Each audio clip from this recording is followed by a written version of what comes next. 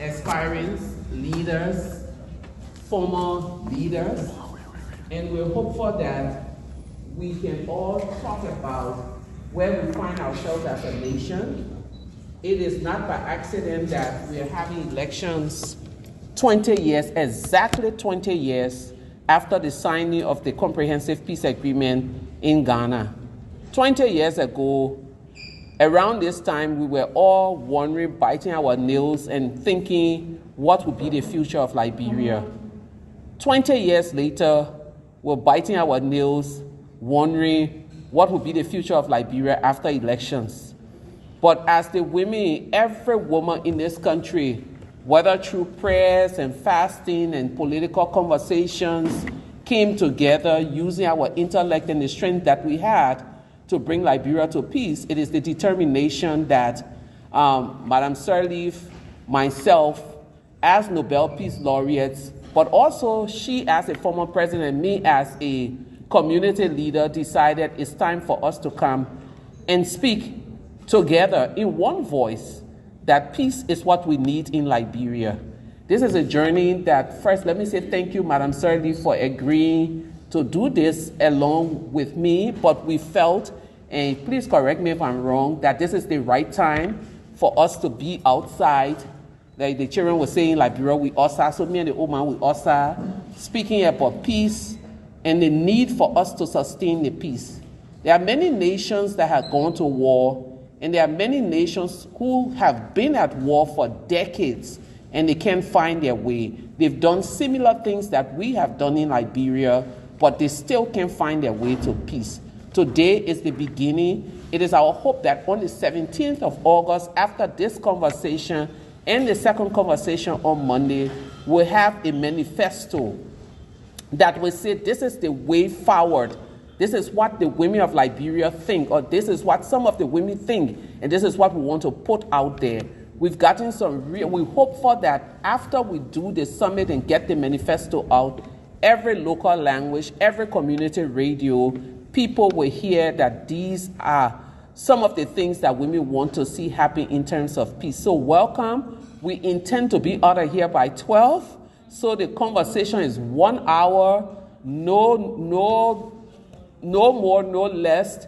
Thank you all for coming. Welcome, welcome, welcome. And at the beginning of the conversation, the media will leave so you can be free to speak your mind without thinking that you will go on social media. Welcome. Thank you.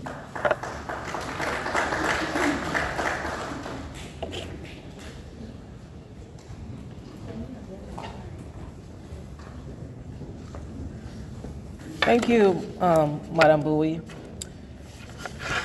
It is my distinct pleasure to invite to the podium Africa's first female president and Liberia's first female president, Madam Ellen Johnson Sirleaf, to make an opening statement.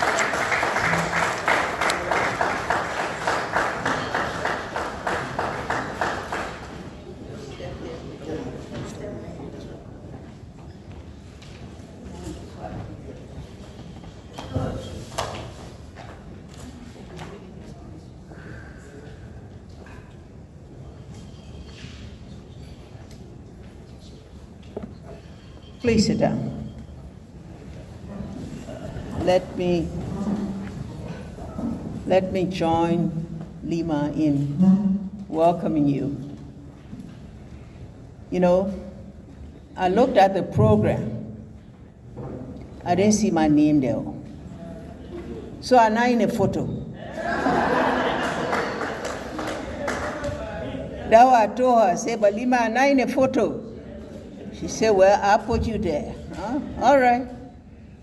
And so the opportunity to be with you is, for me, having not been in a gathering like this for some time, is to say how very pleased I am to reconnect with you as I look around the room and I see faces that I've known for so many years.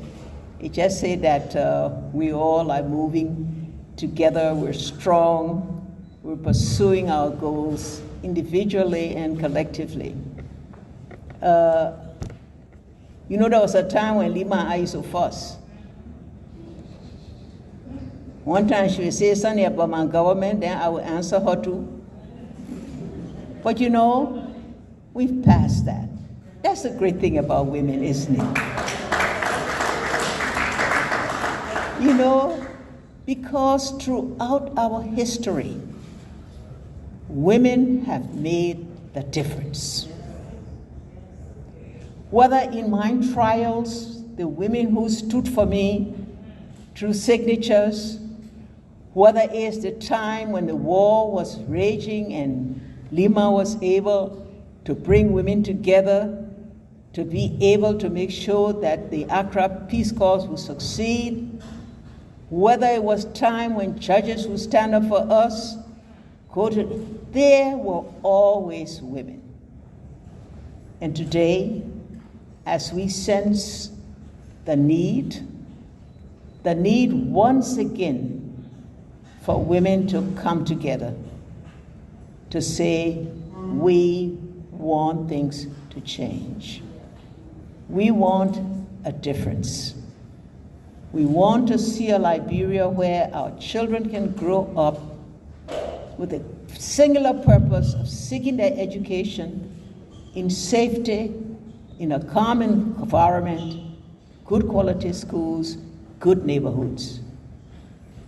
But now we're also approaching a very important event. And that event is, once again, to choose our leaders. A constitutional duty that each of us have a responsibility for, because what we choose, we will have to live with. And so this program is meant merely to be informative. Informative in what the process is like, based upon peace, based upon civility, being able to respect each other, being able to talk without getting into those things that lead to differences, those things that lead to unfair expressions, those things that lead to tension in the society. We want to see a process that is free and fair. That's what our Constitution calls for. We want everybody to feel safe, to go to the polls and to pass their ballot in accordance with their heart and their conscience. So as women, we're working toward this manifesto that will lay some of the guiding rules that says this process, we want all to take part in it, but to take part in it free of the tensions, free of the animosities, free of the hate that can. So the process, and also our Elections Commission. We want our Elections Commission to know there are many women on that commission, but we want men and women on the commission to know that they have a sacred duty to our country and to its people to make sure that the processes enable everybody to have a freedom of choice. So thank you all for being a part of this. I hope we would have had this room filled with women. I see too many empty seats. But you know, it's a process sometimes. You have to wait. Everybody have to come here one time and say what they're there for, what they want to, what their motive. All those small questions that we can ask before you come. But I hope that when they leave here today, they will see that this is a collective effort, a genuine effort just for women to get together, to know what the process is, to encourage each other, to do the right thing, and to call upon our leaders and our institutions to also abide by the Constitution and do the right things. Thank you very much.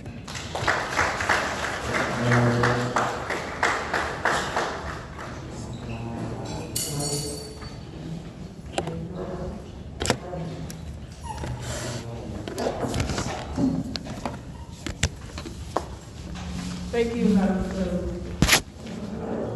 Next. is going to do a little bit of an exercise. It's going to be led by It's packaging our activities.